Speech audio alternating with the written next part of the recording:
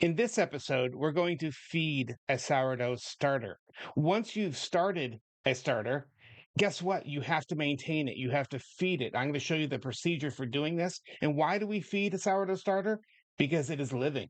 It is filled with millions of microorganisms and yeast that are working away and churning away and making bubbles. Several years ago, I got into baking in a big way, so much so that I got into sourdough starters. And a lot of you may not know what that is. A starter is something where you grow yeast in a type of dough, if you will, but it's not a finished dough. What we have in here is water, and we have flour, and we have a lot of time and love.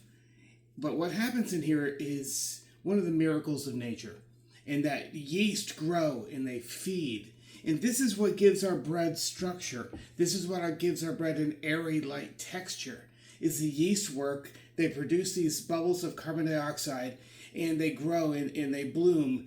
And through proper baking methods of working and kneading with dough and allowing it to prove more than once, and you bake it at the right temperature, we have what's considered a great loaf of bread. Or in my case, I love making pizza dough.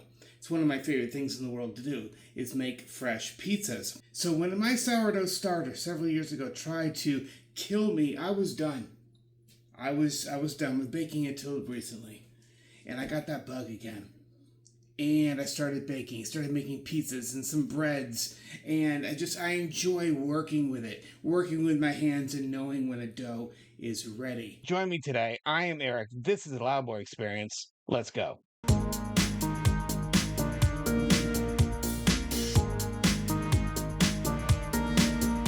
So what I have right here are two starters. The first of which is a starter that I actually used real yeast inside to start the process of fermenting this dough. And several times now, I've opened this up, and it looks truly like it's living. The bubbles are heaving, and the surface is kind of moving. And if I give this a good shake, new bubbles will form because the yeast are actively belching out. And as they're consuming all the different sugars and the things inside of the flour. Second one is, this is a natural starter. There are millions to billions and trillions of yeast in the very air around you right now, microscopic organisms that you can't see, but they are there. Right here in this container, which has grown considerably. See the sticker on here from one of my computer parts where it says Fire Cuda? This is how high it was before, and now it's up to here. So basically in here is only flour, water, and an apple. The skin and the pulp from an apple. I put it together, mixed it together into kind of a wet dough, if you will.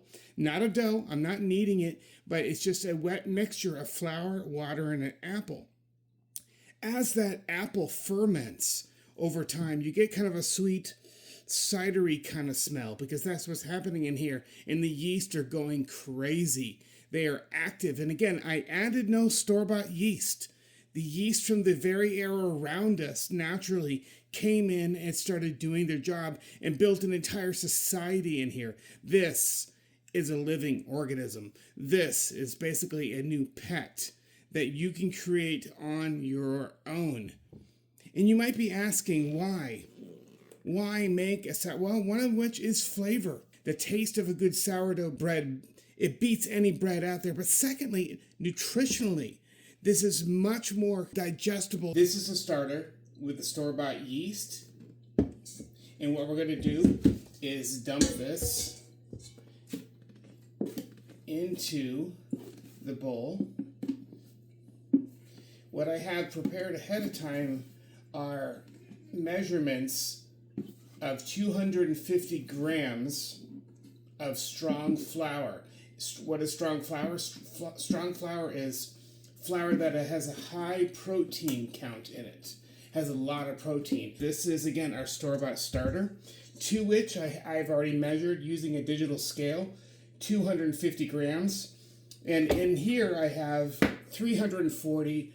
And what it is two measurements of 170 and 170. So what it needs is 170 milliliters of water to 250 grams of strong flour. So what I'm going to do is I'm going to add that in here. And of course I can start mixing there, but I need some water. And you want room temperature water. Put about half of that in there. This is the process of feeding our starter, on which it can consume and burp out its little bubbles and do its job and grow its colony. This is a living organism. When you create a sourdough starter, you are helping to create something living. You're taking a living thing and giving it a home in which it can grow and thrive and add to itself. And really, at the end of this, as you add these two ingredients, water and flour together, is you want a really sticky dough. And that's what I have right now. You can see how that is sticking to my hands, to my fingers, to the spatula itself. And when you're done with that, simply grab your container and put it back in. Now, there is a methodology where you are supposed to throw out half of your starter. And I have recipes that I've seen where that's a thing. I've already performed that action, so right now I'm simply adding these 250 grams of flour and adding the water and then putting them back as this really sticky dough. So about 4 or 5 days ago, I started this sourdough starter. And in it, again, flour and water. That's it. No salt, no yeast.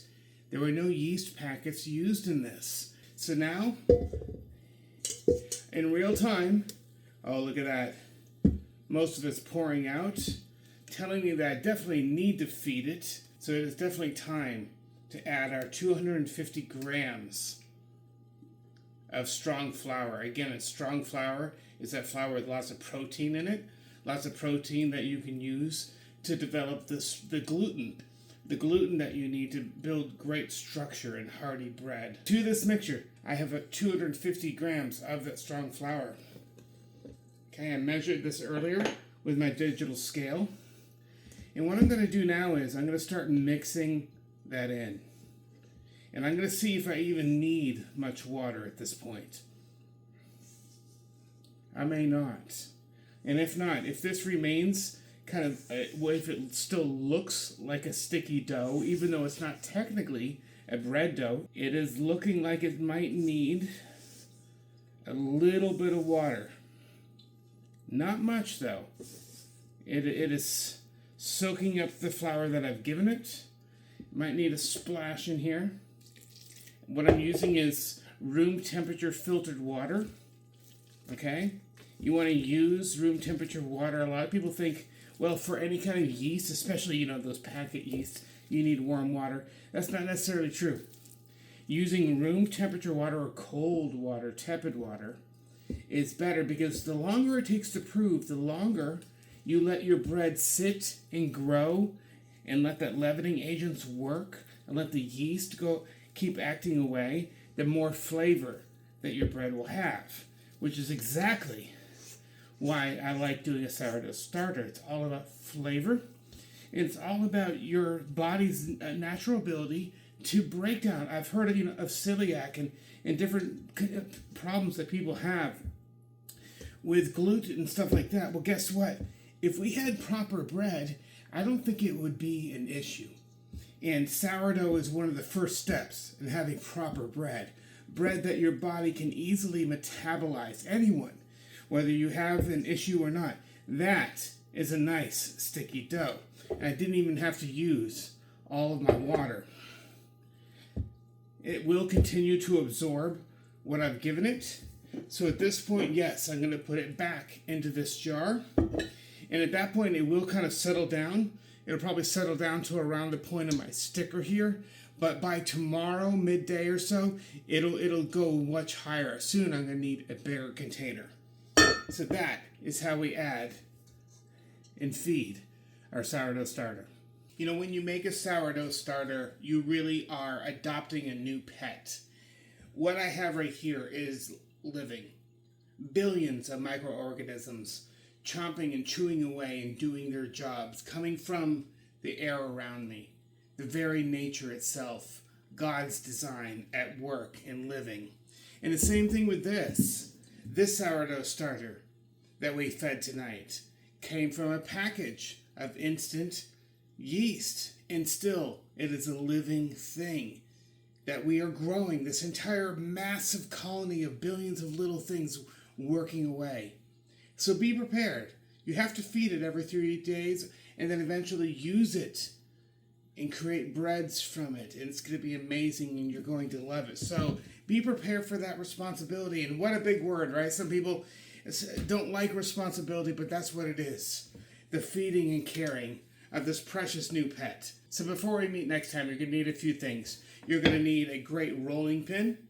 All right, this is the French style one without those side rollers. But if you have your old grandma's rolling pin, great. It'll work just as well. You're going to need a rolling pin. Make sure you have a board scraper.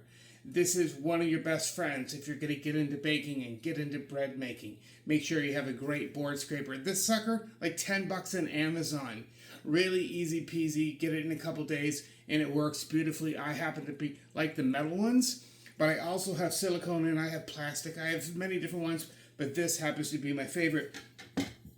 I also really like to have chopsticks or this simple wooden dowel. And this allows me to do some kind of micro mixing, if you will. I can poke and I can prod and I can do some mixing, especially when it's deep inside a canister like this, a starter, if you will. I can come in and I can do some mixing on this level and I can pull it out and easily clean it off. So a dowel, of course a dowel rolling pin. Get yourself a trusty board scraper, and in addition, I like to make all of my doughs and do all of my kneading, which we're going to do next time, on a wooden cutting board. This is an old cutting board we've had since we first got married, and for many years now it has been designated as my bread work surface. This is where I roll out and I do all the kneading and the rolling out of my pizzas. And I know that I get a great large pizza when it fits within the parameters of this rectangle. It's a perfect size, which then goes on my pizza peel, my metal pizza peel, and the stone that I have to cook pizzas in the oven.